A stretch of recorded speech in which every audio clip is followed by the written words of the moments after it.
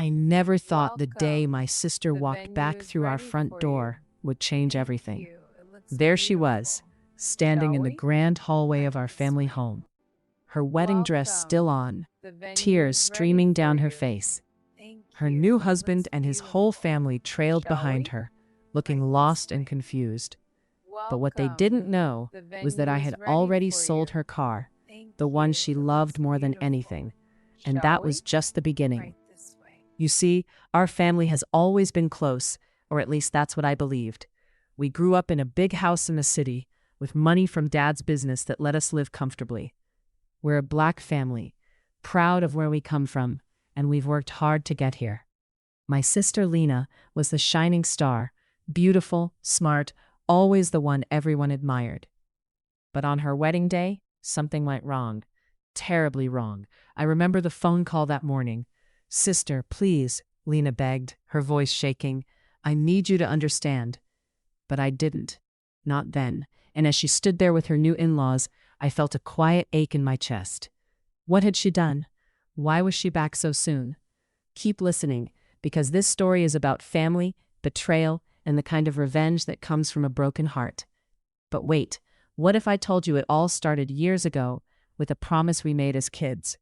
But what happened the next day when the truth came out? I want to take you back, way before the wedding, before the tears in the hallway, before I made the choice to sell her car.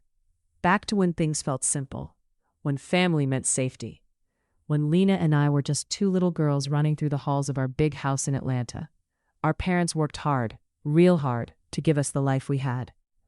Dad started as a mechanic, fixing cars in a small garage downtown. Mom was a school teacher who never missed a parent meeting. They saved every penny, prayed every night, and one day the business grew. Dad's shop became a chain. We moved from a 2-bedroom apartment to a 5-bedroom house with a backyard big enough for summer barbecues and Christmas lights that could be seen from the street. We were comfortable, not flashy, but secure, and proud, very proud of being a Black family that made it without losing who we were. Lena was the older one by 3 years. She had this smile that made people stop and stare. Teachers loved her. Neighbors called her the sweet one. I was quieter. I liked books, drawing in my room, watching people more than talking to them. But Lena always pulled me out. She'd grab my hand and say, "Come on, little sis, let's go dance in the living room." And we would, spinning until we fell on the carpet laughing. Mom used to say, "You two are glued together. Nothing can break that." We believed her. When I was 12 and Lena 15, Dad bought her first car. Not new, used. A silver Honda Civic with a little dent on the hood. She cried when he handed her the keys. Not big dramatic tears, just quiet ones that slipped down her cheeks while she hugged him so tight. That car became her everything.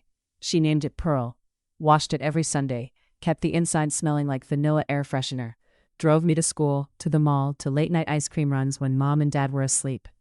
I remember one night, we were maybe 16 and 19, she parked Pearl under the big oak tree in our front yard. We sat on the hood, looking up at the stars.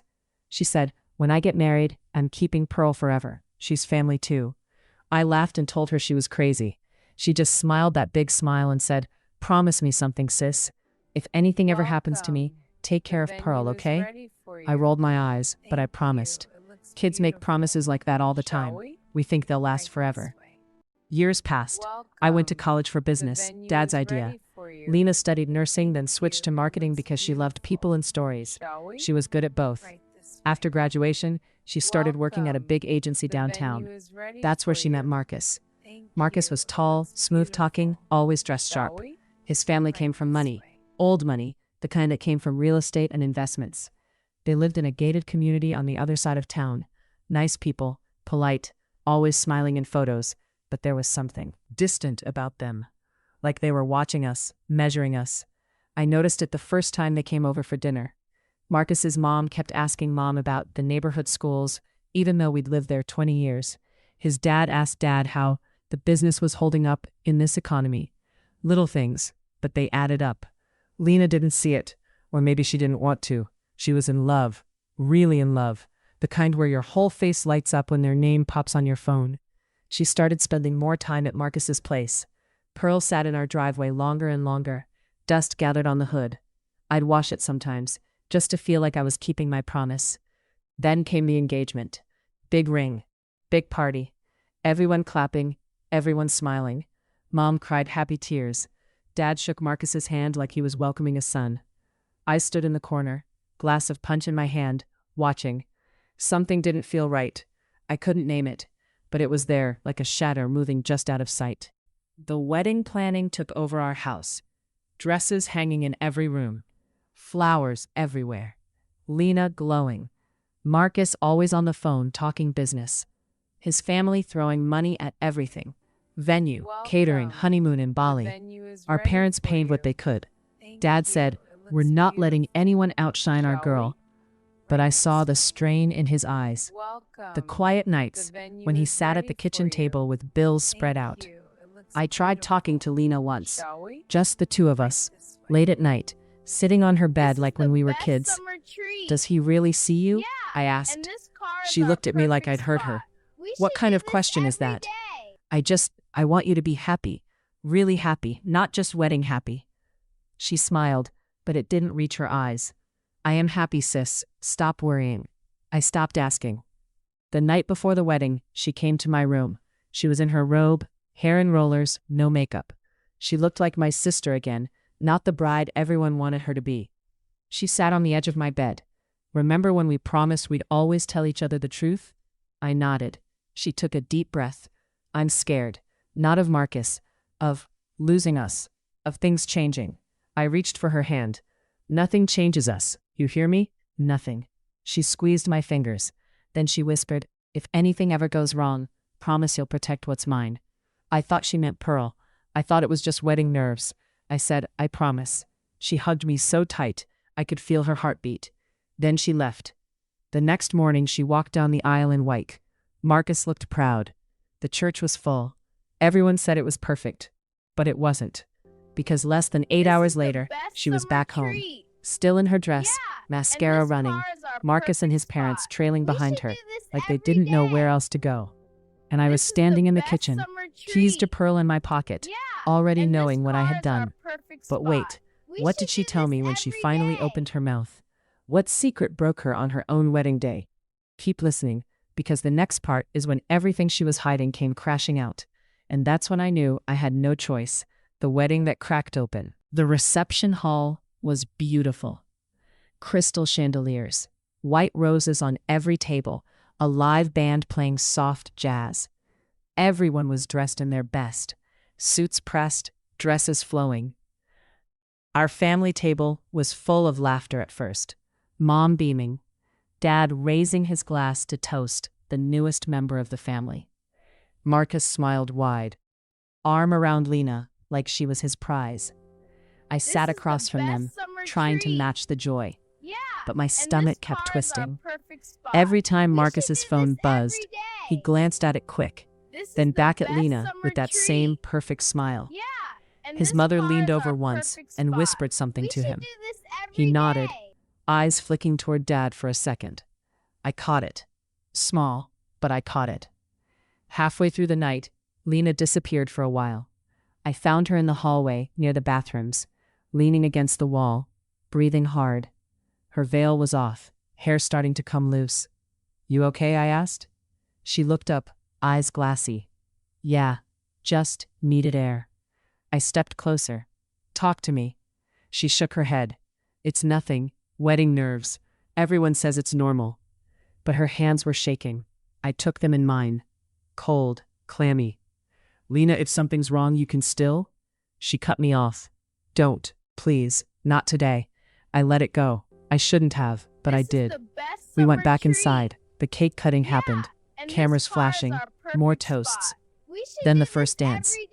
Marcus held her close, whispering in her ear. She smiled for the pictures, but when the song ended and people clapped, she pulled away just a little too fast. Later, when most guests were on the dance floor, I saw Marcus step outside with his best man. They stood near the parking lot, heads close, talking low. I watched from the window. His best man handed him something, an envelope maybe. Marcus tucked it inside his jacket, looked around, then came back in smiling like nothing happened. I told myself I was being paranoid, overprotective. That's what little sisters do, right? But then came the moment everything shifted. It was near the end of the night. People were starting to leave. Lena and Marcus were saying goodbyes at the door. I was helping Mom gather centerpieces when I heard raised voices from the bridal suite down the hall. I walked toward it slow, heart already pounding. The door was cracked open. Inside, Marcus's mother was talking. Sharp, low, but clear enough.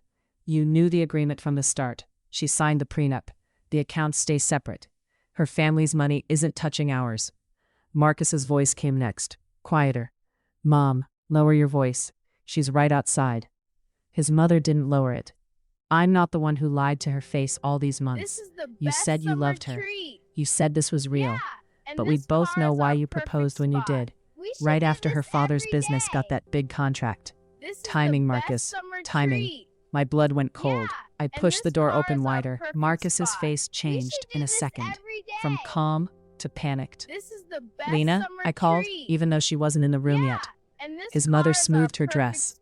This is a private conversation. I ignored her. Looked straight at Marcus. What agreement?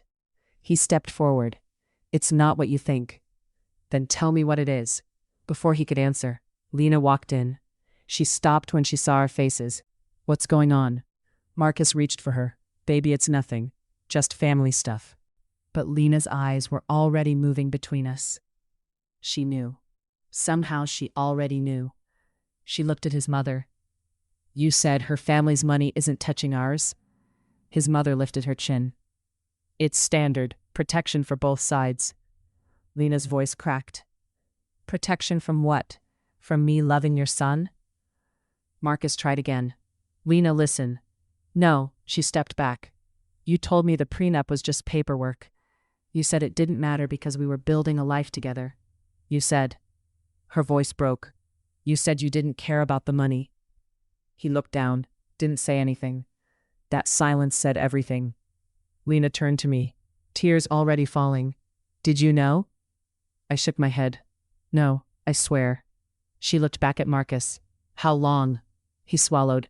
It wasn't like that at first. How long were you planning to use me? His mother answered for him. It wasn't using. It was smart. Your father's company is expanding. Partnerships, investments. We thought. Lena laughed, but it was broken. You thought, not me, not us. She pulled the ring off her finger, held it out to Marcus. He didn't take it. Take it, she said, voice shaking but steady. I don't want anything that came with a price tag. He stared at the ring like it burned. Lena dropped it on the floor. The sound echoed, small, sharp, final. Then she walked out. I followed, down the hall, through the reception room where people were still dancing, clueless, out the front doors, into the night air. She stopped by Pearl, parked right where we left it that morning. She touched the hood like it was the only thing that still knew her. I stood beside her, didn't speak, just waited. After a long minute, she whispered, They never wanted me. They wanted what Dad built, what we built. I nodded, tears in my own eyes now. She looked at me. I believed him. I believed every word. I know. She leaned against the car. I feel so stupid. You're not stupid. You loved him. She closed her eyes. I still do. That's the worst part. We stood there a long time. Music drifted from inside. Laughter. Life going on like nothing had shattered. Finally, she said, I can't go back in there. You don't have to. She looked toward the parking lot. His family. They're all still inside, acting like nothing happened. I felt something hard settle in my chest. Not anger exactly. Something quieter, colder. What do you want to do? I asked. She wiped her face. I want to go home, with you, with Mom and Dad. I nodded. Then let's go. But before we moved, Marcus came running out. Jacket off, tie loose. Lena, please, let me explain. She turned. There's nothing left to explain. I love you. I do. The prenup, it was my parents. I didn't want to fight them. I thought once we were married it wouldn't matter. She stared at him. You signed it knowing it protected them from me, from us. You let them write me out like I was a risk. He reached for her hand. She pulled away. I'm sorry, he said, voice cracking now. I was weak. Lena looked at him a long time. Then she said the words that broke the last piece. You weren't weak. You were willing. She turned to me. Let's go. We walked to Pearl. I opened the passenger door for her. She slid in, still in her wedding dress, veil trailing on the floor mat, like a ghost. I got behind the wheel, started the engine. Pearl purred like she always did, steady, loyal. As we pulled out of the lot, I saw Marcus standing there in the headlights, alone, his family nowhere in sight. We drove in silence most of the way home, Lena staring out the window, me gripping the wheel tight. When we pulled into our driveway, the house lights were still on. Mom and Dad must have left early, worried, probably. Lena didn't move to get out. I turned off the engine. She spoke first. "They're going to come here. His family. They'll want to talk. Fix it. Make it look good." I nodded. "Let them come." She looked at me. "What if I can't face them?"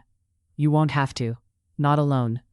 She reached over, squeezed my hand. Then she said the words that changed everything for me.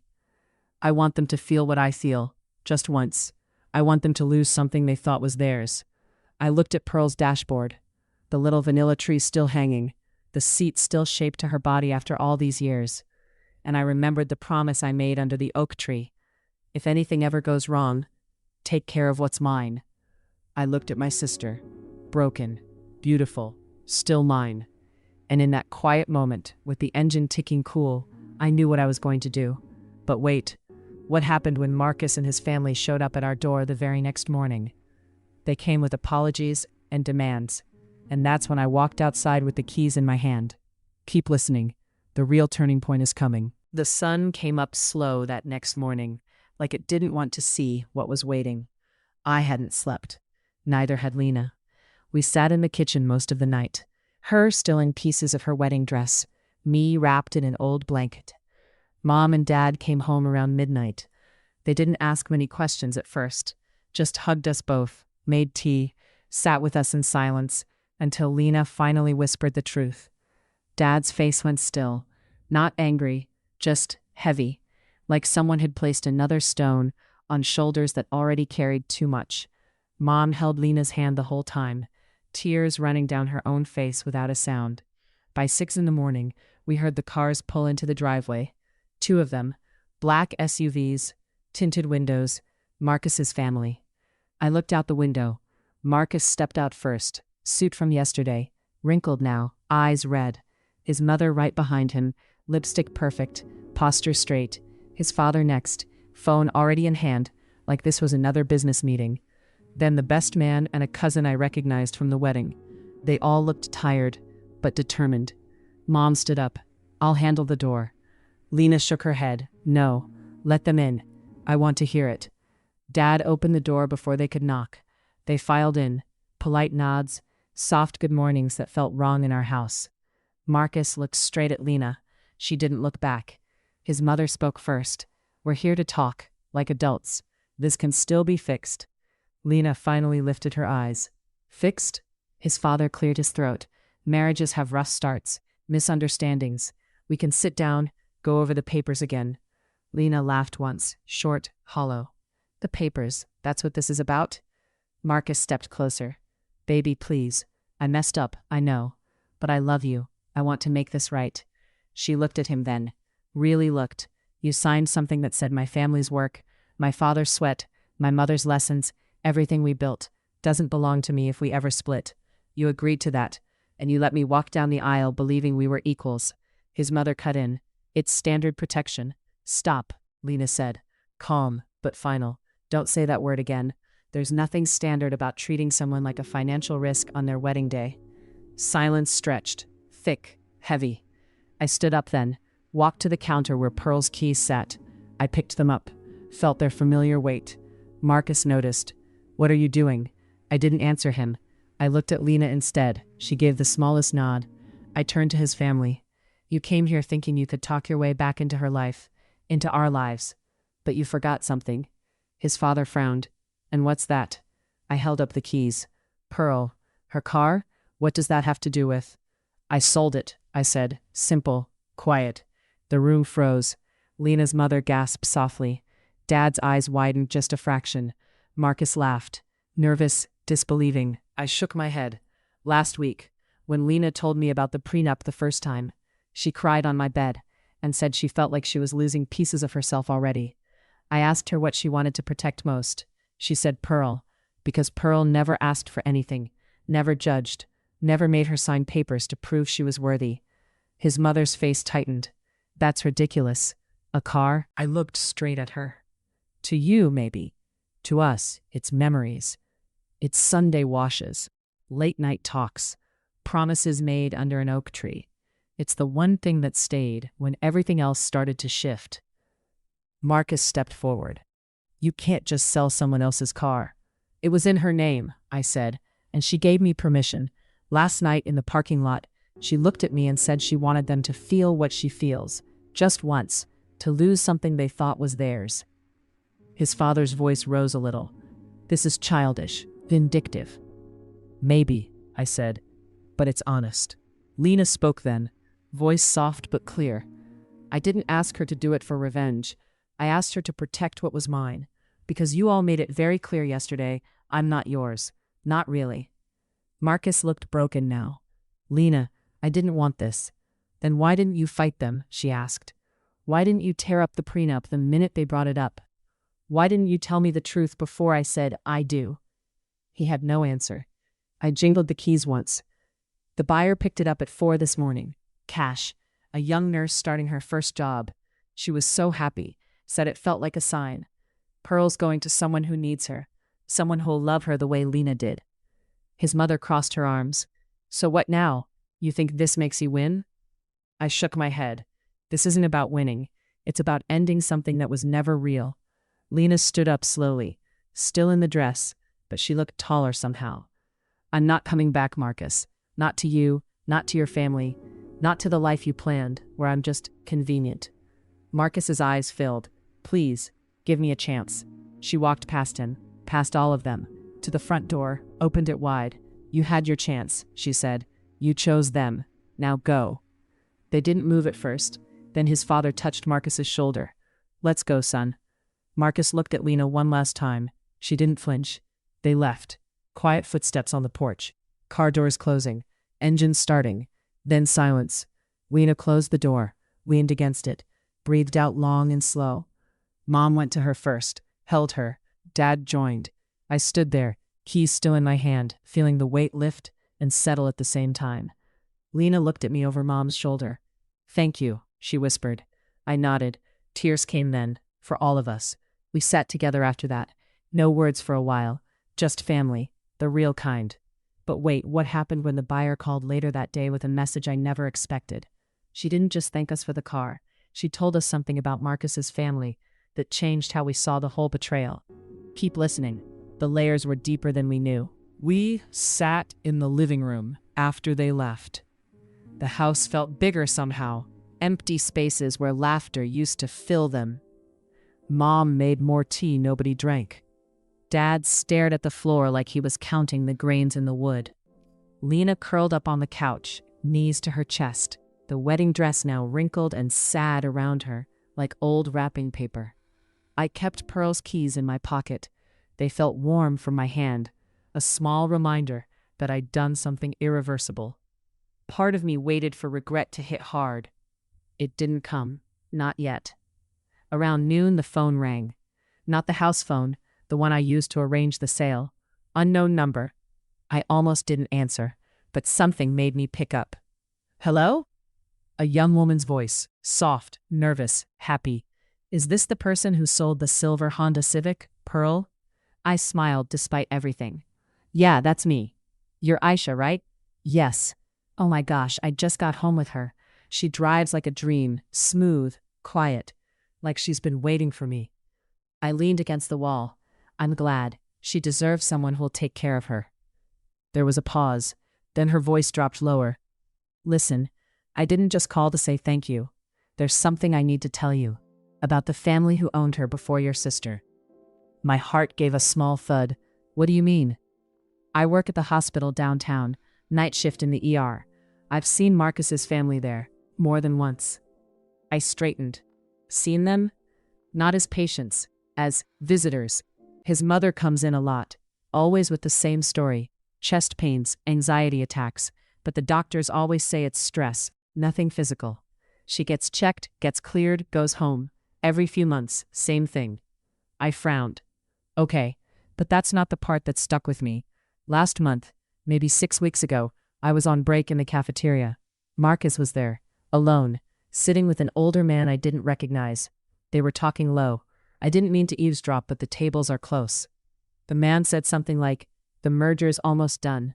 Once the contract signs, we move on the shares. Her father won't even see it coming." My breath caught. Aisha kept going. Marcus just nodded, didn't argue, didn't say no. Then the man handed him a folder. Thick one. Marcus put it in his bag like it was nothing. I thought it was business stuff, but now, after what happened at the wedding, I keep thinking about it. I closed my eyes for a second. "Did you hear anything else?" "Just one more thing." The man said, "Make sure the girl stays happy until it's final. We need her signature on the joint account papers. Once that's done, the rest is easy." Marcus laughed, quiet, like it was a joke. But it didn't sound funny. Silence on my end. Heavy. Aisha spoke again. "I'm sorry if this hurts more. When I saw the car listing, I remembered your sister's name from the paperwork. And I remembered seeing her picture once. Marcus had it as his lock screen back then. I put it together. I thought you should know. In case there's more going on than a bad prenup." I swallowed. "Thank you, Aisha. Really, you didn't have to tell me." "I did. Pearl feels like she brought me here for a reason. Like she wanted me to help somehow." We talked a little more, about how she was fixing a small rattle in the door, how she already bought new floor mats. Normal things. Good things. Then we hung up. I stood there holding the phone, staring at nothing. Lena looked up from the couch. "Who was that?"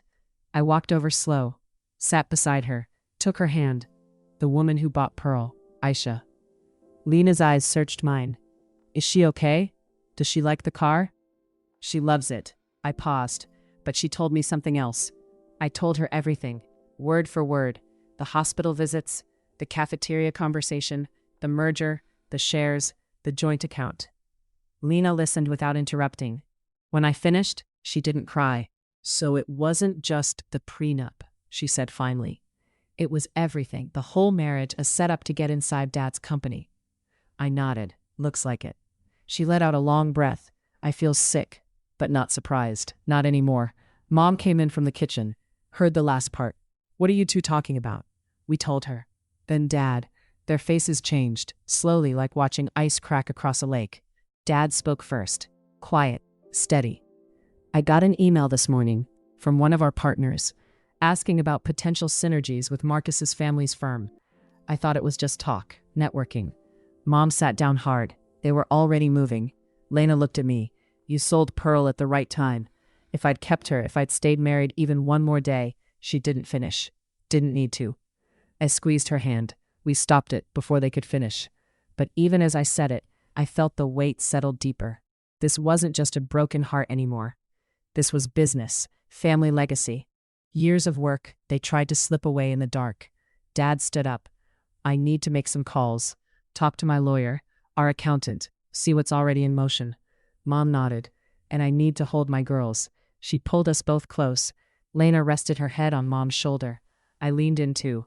For the first time since the wedding, the room felt safe again, smaller, warmer. But Lena whispered something only I could hear. "I don't want revenge anymore. I just want them to stop, completely." I nodded against her hair. "They will." Later that afternoon, Dad came back from his office calls, face serious but calm. The merger talk was real. They had people approaching our suppliers quietly, testing interest. Nothing signed yet, but close. He looked at Lena. "The joint account papers, they sent a draft last week. You never saw it. Marcus was supposed to bring it to you after the honeymoon." Lena closed her eyes. "He never did." Dad shook his head. "Because he knew you'd say no." We sat with that truth a long time. Then Dad said, "I'm pulling every string I have. No partnerships, no shared anything. And if they push, we push back harder." Lena opened her eyes. "I don't want a war, Dad. I just want peace." He reached for her hand. "Sometimes peace comes after you stand your ground, baby girl." She nodded slowly. That night we ate together. Simple food. Collard greens, cornbread, baked chicken. Things Mom made when the world felt too big. We didn't talk much about Marcus. We talked about old stories instead. The time Lena taught me to drive in Pearl's parking lot. The summer we painted the backyard fence and got more paint on ourselves than the wood. Small memories, healing ones. As the dishes were cleared, my phone buzzed again. Another unknown number. I stepped outside to answer. It was Marcus. His voice was rough, tired. "Please, just listen for 1 minute." I didn't hang up. I let him speak. I didn't know how deep it went. Not at first. My parents, they pushed. They said it was for the family, for our future. I told myself I could love you and still do what they wanted. I was wrong, so wrong. "I'm leaving them," he said. "I told them tonight. I'm done. I don't want their money. I don't want their plans. I want to fix this, if you'll let me." I looked up at the stars, same ones Lena and I used to watch from Pearl's hood. "You can't fix it, Marcus," I said softly. "Not anymore." Silence on his end. Then, "Tell her I'm sorry. Tell her I loved her, the real her, not the plan." I didn't promise anything. I just said, "Goodbye, Marcus," and hung up. When I went back inside, Lena was waiting by the door. "Was that him?" I nodded. "What did he say?" I told her, every word. She listened. Then she smiled. Just a little. Sad, but real. "Good for him," she said. "But it's too late." I hugged her. "Yeah, it is. But wait. What happened the next week when Dad got a package in the mail that none of us expected? It wasn't from Marcus's family. It was from someone else entirely. Someone who'd been watching everything unfold. And inside that package was proof that could end it all, or start something worse. Stay with me. The days after Marcus's call blurred together. We moved careful, like people walking on thin ice. Dad spent hours on the phone with lawyers, accountants, old business friends. Quiet conversations behind closed doors. Mom cooked more than usual. Big pots of stew, fresh bread, things that filled the house with smells that said, "We're still here, we're still us." Lena started sleeping better. Not great, but better. She'd sit on the porch some mornings with coffee, staring at the spot where Pearl used to park. Not sad exactly, just remembering. I kept busy, cleaned rooms nobody used, sorted old photos, anything to keep my hands moving so my mind wouldn't spin too fast. We didn't talk about Marcus much. His name felt like a bruise. Touch it too hard, and it still hurt. Then Wednesday came. It was around 3 in the afternoon. The mail truck stopped at our box like always. Dad went out to get it, routine thing. He came back in with the usual stack. Bills, a catalog, junk flyers, and one plain brown envelope. No return address, just our name typed on the front. No stamp, hand-delivered maybe. Dad frowned at it. This wasn't in the mailbox. Someone left it on the porch. He set it on the kitchen table. We all gathered around like it might speak. Lena touched the edge. "Open it." Dad slit the top with a butter knife. Pulled out a thin folder, maybe 10 pages. Photos clipped to the top. Bank statements, emails printed out, a few handwritten notes. The first photo showed Marcus and that older man Aisha mentioned, from the hospital cafeteria. They were shaking hands outside a sleek office building downtown. Date stamp, 2 months before the wedding. Dad flipped to the next page, an email chain. Subject line, Project Unity, timeline update. From someone with an anonymous-sounding address. To Marcus's father, CC Marcus. The body was short. Preliminary due diligence complete. Target company valuation solid. Marriage timeline aligns perfectly with Q3 contract renewal.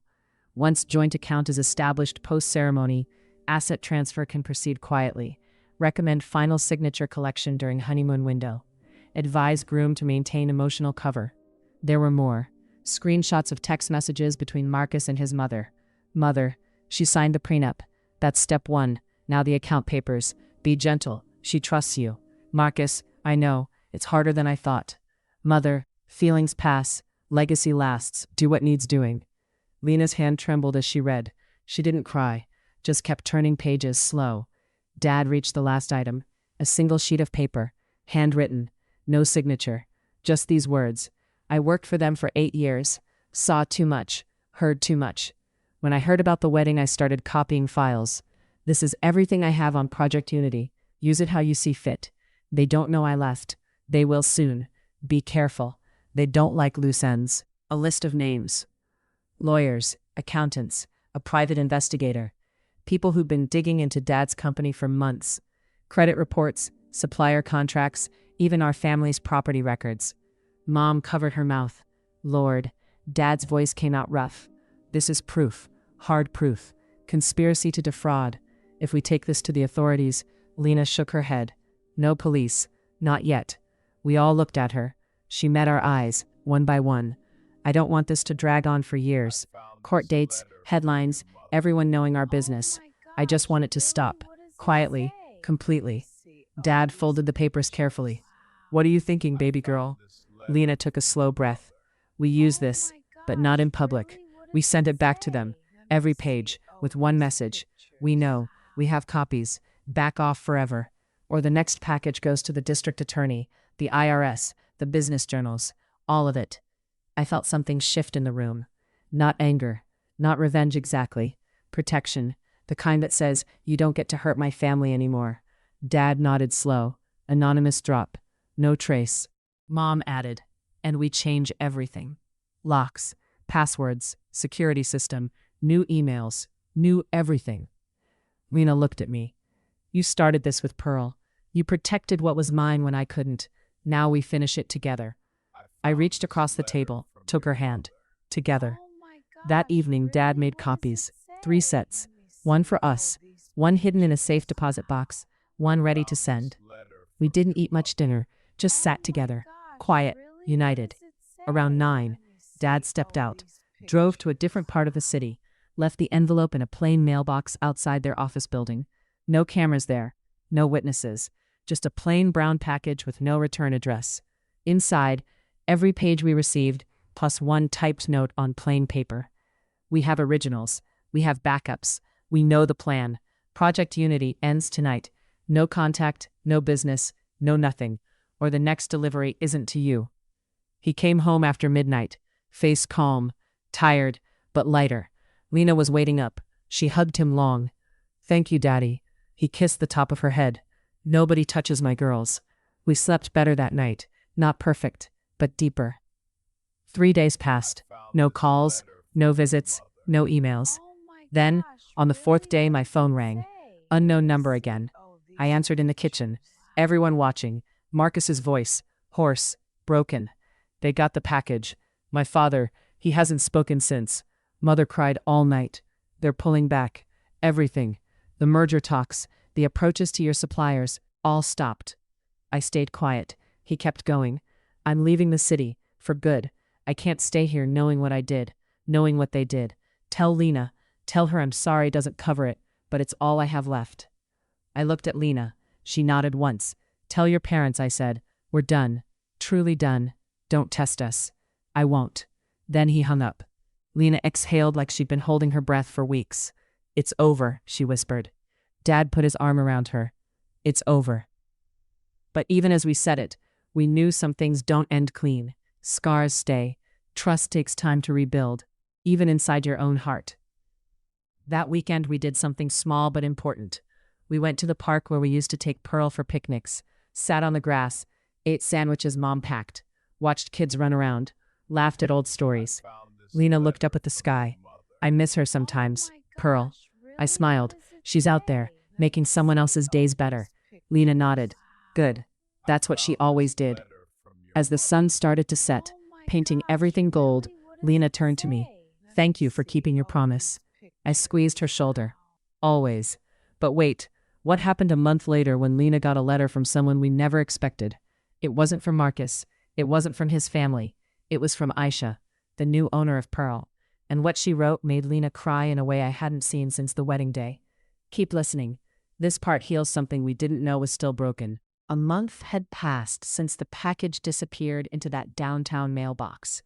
30 quiet days where the phone didn't ring with unfamiliar numbers, where no black SUVs slowed in front of our house, where the air finally felt like it belonged to us again. We were healing, not fast, not loud, but steady, like grass growing back over a spot that had been walked on too hard. Lena had started small things. She went back to work part-time at the marketing agency. Different projects now, ones that didn't remind her of Marcus. She laughed more at dinner, helped Mom in the garden, even danced a little in the kitchen when an old song came on the radio. Not the same bright spins from when we were kids, but something softer, something hers. One Tuesday morning in early fall, the mailbox held something different. A single white envelope, handwritten address, return address from a hospital in the city, Aisha's name neatly printed in the corner. Lena saw it first. She brought it inside, sat at the kitchen table, and just held it for a minute, like she was afraid opening it might break something fragile. I sat across from her. "You want me to read it with you?" She nodded, slit the envelope carefully, pulled out 2 sheets of lined paper and a small photo clipped to the top. The photo showed Pearl, clean, shining, parked under a tree in what looked like a quiet neighborhood. New floor mats visible through the open driver's door. A tiny plant hanging from the rearview mirror instead of the old vanilla tree. Pearl looked happy, cared for. Lena touched the photo first, smiled small, then started reading aloud, voice steady but thick with feeling. "Dear Lena, I hope this letter finds you in a better place than when we last spoke. I've thought about you every time I turn the key in Pearl. She's become more than a car to me. She's a reminder that good things can come out of hard moments. I didn't just buy her to get to work. I needed something reliable after my last car died on the highway at 2 a.m. during a storm. I was scared, alone, and exhausted from a double shift. When I saw your ad, the price was fair, but what really sold me was the way you described her in the listing. She's been loved. She deserves more love." That line stuck with me. The first week I had her, I cried driving home from the hospital. Not sad tears, grateful ones. She got me there safe when I felt like I couldn't keep going. I talk to her sometimes, tell her thank you. Sounds silly, but it helps. I kept thinking about what you and your sister went through. The wedding, the hurt. I didn't know the details then, but I could feel it in the way Pearl still smelled faintly of vanilla and memories. So I did a little quiet digging. Not much, just enough to understand. I'm sorry for what happened. No one deserves to be used like that, but here's the part I wanted you to know most. Pearl helped me help someone else. Last week, one of my patients, an older Black woman who reminded me of your mom, was being discharged. She'd been in for heart trouble. No family nearby, no way home. Insurance wouldn't cover the ride. She was scared to take the bus alone. I offered to drive her, in Pearl.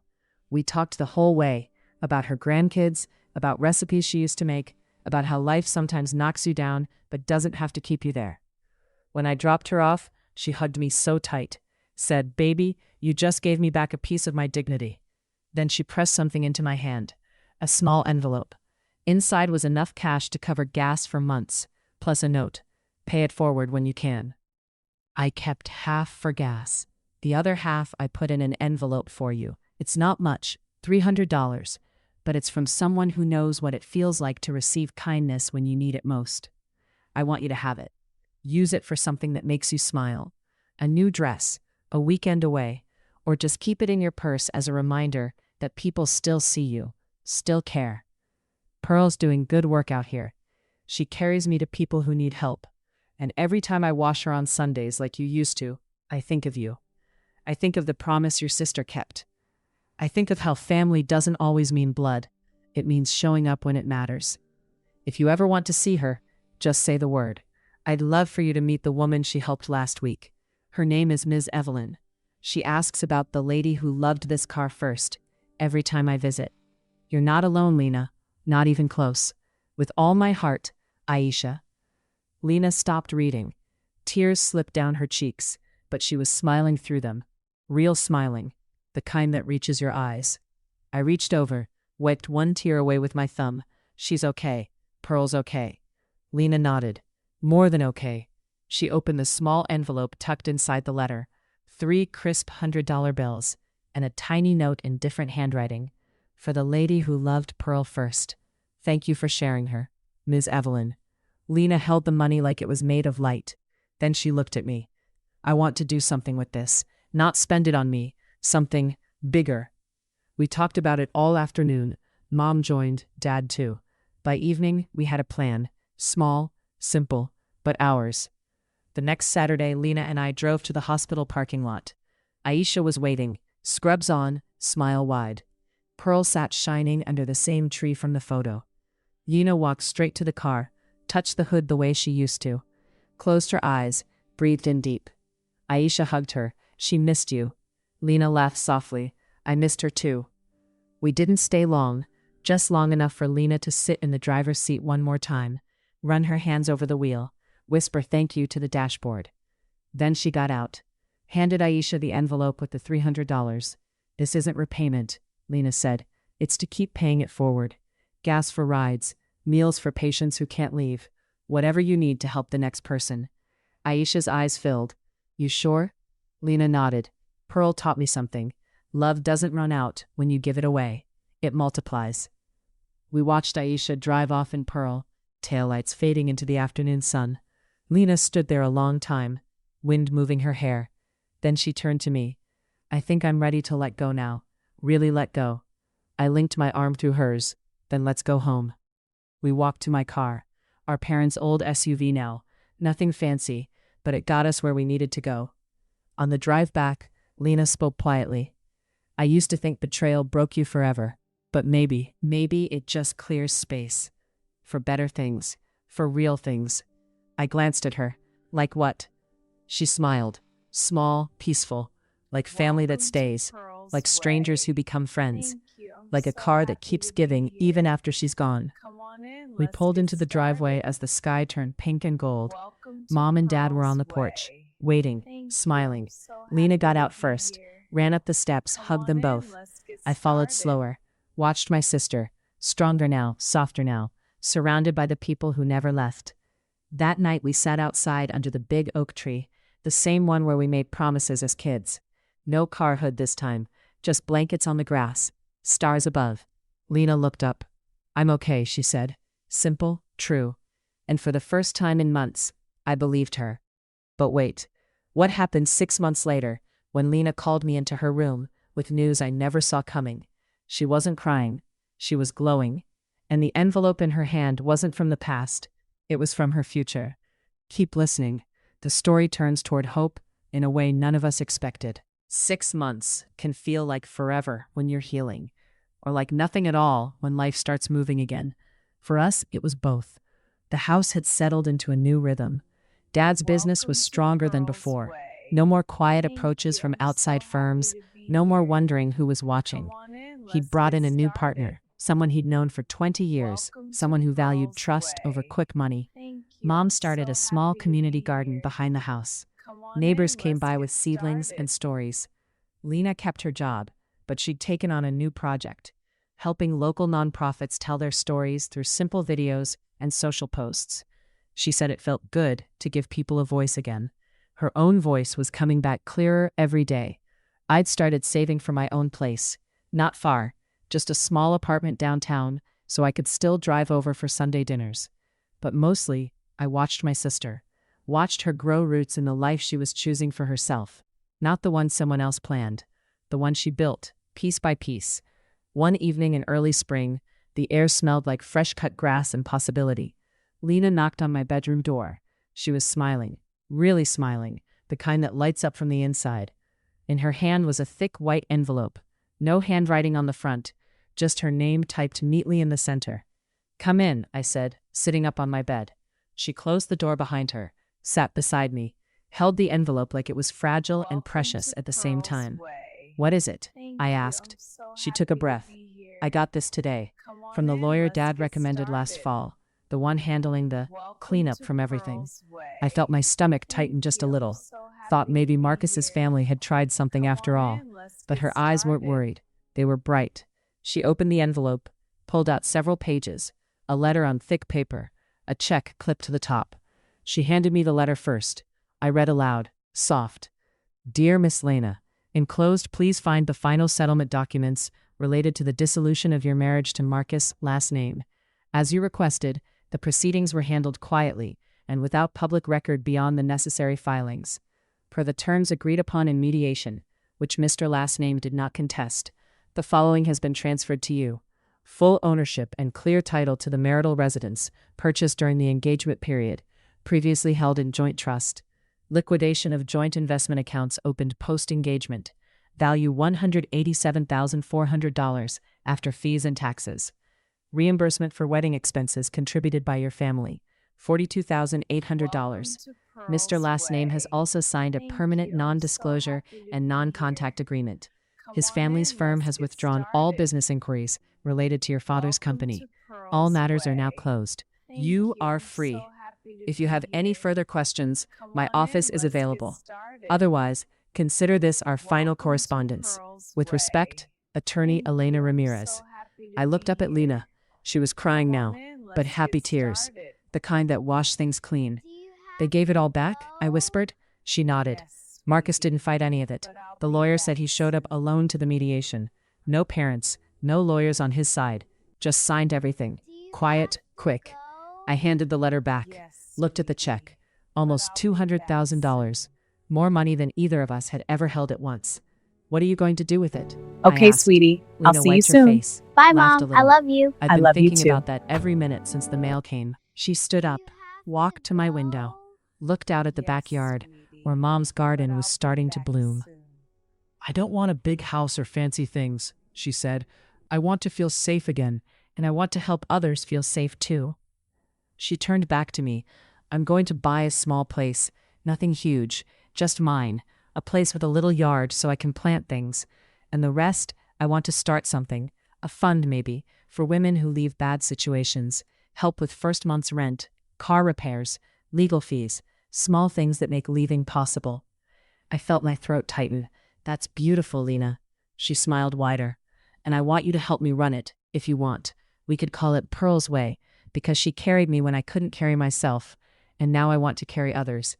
I stood up, hugged her so tight. We both cried then, good tears, healing tears. Later that night, we told Mom and Dad. They listened, smiled. Dad wiped his eyes when Lena said the name, Pearl's Way. Mom hugged us both and said, that's my girls, turning pain into purpose. The next few weeks were full of quiet plans, house hunting, meetings with the lawyer to set up the nonprofit, paperwork, phone calls. Lena glowed through all of it, not the wedding glow, something deeper, something earned. One afternoon, we drove past the spot where Pearl used to park. The driveway looked empty, but not sad, just ready for whatever came next. Lena looked over at me from the passenger seat. You kept your promise, you know? I glanced at her. Which one? All of them, she said, but especially the one under the oak tree. You took care of what was mine, even when I couldn't. I reached over, squeezed her hand, and you're taking care of what's yours now, better than ever. She nodded, eyes shining. Yeah, I am. That spring turned into summer. Lena closed on a cozy 2-bedroom house 15 minutes away. White fence, small porch, room for a garden. She hung a swing on the front tree the day she moved in. We all helped, carrying boxes, laughing, eating pizza on the floor. On the mantel she placed the photo Aisha sent, the one of Pearl under her new tree. Next to it, a tiny silver keychain shaped like a car, a reminder. One evening, as the sun dipped low, we sat on her new porch, fireflies starting to blink, Mom and Dad on the swing, me and Lena on the steps. Lena looked around at all of us, at the house, at the life she was making. I used to think happiness was something you found in someone else, she said quietly. But it's not. It's something you build. Sometimes you have to lose a lot to see that. But when you do, it's worth everything. We sat in comfortable silence after that, just breathing the same air. Family, the real kind. But wait, what happened a year later, when we all gathered under that same oak tree for something none of us saw coming? It wasn't a wedding. It wasn't a funeral. It was a celebration of life, of second chances, of the family that stayed. And in the middle of it all, Lena had one last surprise. Keep listening. This is where the story turns fully toward the light. A full year had passed since that spring day Lena showed me the settlement check. 12 months of small steps turning into steady ones, of mornings that felt lighter, of nights where sleep came easy, of laughter that didn't feel forced anymore. Pearl's Way had grown roots. Not huge, not yet, but real. We started with a simple website, a phone line, a small office in Lena's spare bedroom at first. Then a rented space downtown with big windows and plants on every sill. Women started calling. Some whispered. Some cried on the first call. Some just needed to hear someone say, "You're not alone. We've got you." We helped with rent deposits, car insurance payments, counseling sessions, legal advice referrals, tiny bridges over big gaps. Every time a check cleared or a key turned in a new lock, Lena would text me the same 3 words: "Another one safe." She never took credit, always said it was Pearl doing the work through us. I believed her. Then came the anniversary. Not the wedding one. Do you We have never to spoke of go? that date anymore. Yes, sweetie. The other But one. I'll be back The soon. day Aisha drove Pearl away from the hospital parking lot. The day Lena decided pain could become purpose. We planned something simple, a gathering under the big oak tree in our parents' backyard. The same tree where 2 little girls once sat on a car hood and made promises that lasted longer than either of us knew. No big party, no speeches, just family, a few close friends who'd walked with us through the dark, and one special guest we invited months earlier. The afternoon arrived soft and golden, late summer sun filtering through the leaves. Mom set up long tables with white cloths. Dad grilled chicken and ribs, his famous recipe with the secret spice rub. Lena strung fairy lights in the branches, even though it wasn't dark yet, just because she wanted them to sparkle when night came. People started arriving around 4. Aunties with covered dishes, cousins with kids running ahead, old neighbors who remembered us as babies. And Aisha. She pulled up in Pearl, still shining, still loved. She stepped out in a simple yellow sundress, hair braided back, smile wide as the sky. Lena ran to her first, hugged her like family. They stood there a long minute, just holding on. Then Aisha pulled back and said, "Look who I brought." From the passenger side came Ms. Evelyn, the older woman from the hospital story. Silver hair pulled into a neat bun, eyes bright behind her glasses. She walked slow but sure, cane in one hand, Aisha's arm in the other. Lena went straight to her, took both her hands. "Thank you for coming." Ms. Evelyn squeezed back. "Child, when Aisha told me this was for the lady who gave her that good car, I said I wouldn't miss it for the world. You started something beautiful. I wanted to see it with my own eyes."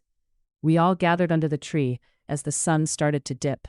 Chairs in a loose circle, plates balanced on laps, kids chasing fireflies already.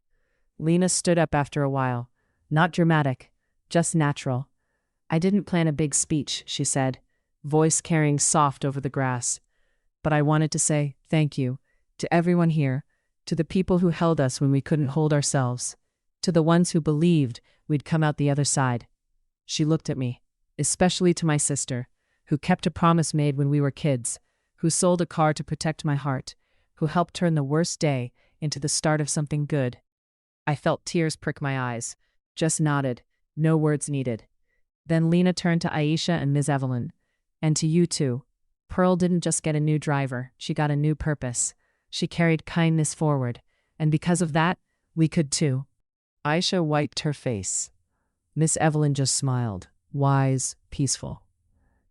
Lena took a breath. "There's one more thing." She reached into the pocket of her dress, pulled out a small velvet box, opened it. Inside was a thin silver necklace, a tiny pendant shaped like a car, simple, elegant, just the outline. She held it up so everyone could see. "I had this made," she said, "for me, and one for my sister, and one for Pearl." She walked over to where Aisha had parked the car at the edge of the yard. Everyone followed quiet. Lena opened the driver's door, carefully hung the little silver car from the rearview mirror, right beside the tiny plant Aisha had put there. She closed the door gentle, touched the hood once, whispered something only Pearl could hear. Then she came back to the group, put the matching necklace around my neck. The metal felt cool against my skin, warm at the same time. "And this one," she said, slipping the third onto her own neck. "It's for every woman who walks through our door at Pearl's Way. Not to keep, just to wear while they're with us. A reminder that someone sees them, someone believes in them. Someone kept a promise so they could start keeping their own." Mom started crying first, then Dad, then half the yard. But they were the good kind of tears, the ones that come when something broken gets mended stronger.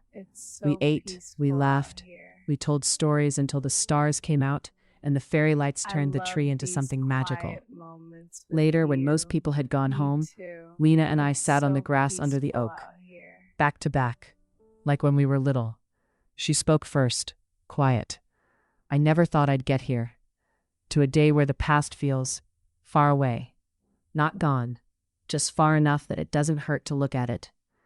I leaned my head back against hers. You built that distance, one brave choice at a time. She reached up, touched the little silver car at her throat. I think I'm ready for whatever comes next. Really ready. I smiled into the night. Me too. We stayed there until the air turned cool, fireflies blinking slow, the house lights glowing warm behind us. Family inside, family outside, family everywhere that mattered. And somewhere in the quiet, I felt it. The last piece clicking into place. Not perfect, not without scars, but whole, healed, ours. There's only one part left now, the ending, the soft close where we say goodbye to this story, and hello to whatever comes after. Stay with me just a little longer. It's time to let the light in all the way. Years have passed now since that gathering under the oak tree.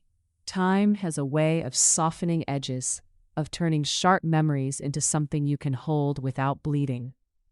Our family didn't just survive what happened. We grew. Deeper roots, stronger branches, the kind that reached toward the sun even after a storm. Lena's house became a real home. She filled it with plants, big leafy ones on the porch, herbs in the kitchen window. She painted the walls soft colors that made you feel calm the moment you walked in. Pearl's Way grew too. From that spare bedroom to a proper office with a sign out front. We hired a part-time counselor, a lawyer who volunteered once a month. Women came and went. Some stayed for coffee and stories. Some just needed a check and a hug. Everyone left a little lighter. Lena always said the same thing when the door closed behind them. They'll be okay. We all will. I moved into my own place eventually. A cozy apartment with a balcony where I could see the city lights. Close enough to drive over for family dinners. Far enough to have my own quiet. I helped with Pearl's Way on weekends, kept the books, answered emails, watched my sister shine in ways she never got to before. Dad's business thrived in the real way. Steady partnerships, good people, no shadows lurking. He started mentoring young entrepreneurs in the neighborhood. Black kids with big ideas and not enough doors open. He'd sit with them on the porch and say, build it honest, build it strong. Family first, always. Mom's garden fed half the block. Tomatoes in summer, collards in fall. She'd send people home with bags full and stories fuller. She said tending plants taught her patience, that some things need time and care to bloom after a hard winter. And me, I found my own path. Quiet at first. I started writing little stories about the women we helped, their courage, their fresh starts. Lena read them and said, you should share these. So I did. A blog at first, then videos, simple ones. Just me talking to the camera about family, about betrayal that doesn't have to be the end, about love that shows up when you need it most. People watched, messaged, shared their own stories. It felt like Pearl's Way, but bigger, like the kindness kept spreading, one heart at a time. Sometimes on quiet evenings, Lena and I would meet at the old house, sit under that oak tree with tea or wine, watch the stars come out the way we used to from Pearl's hood. One night, not long ago, the air was warm and still, fireflies dancing slow.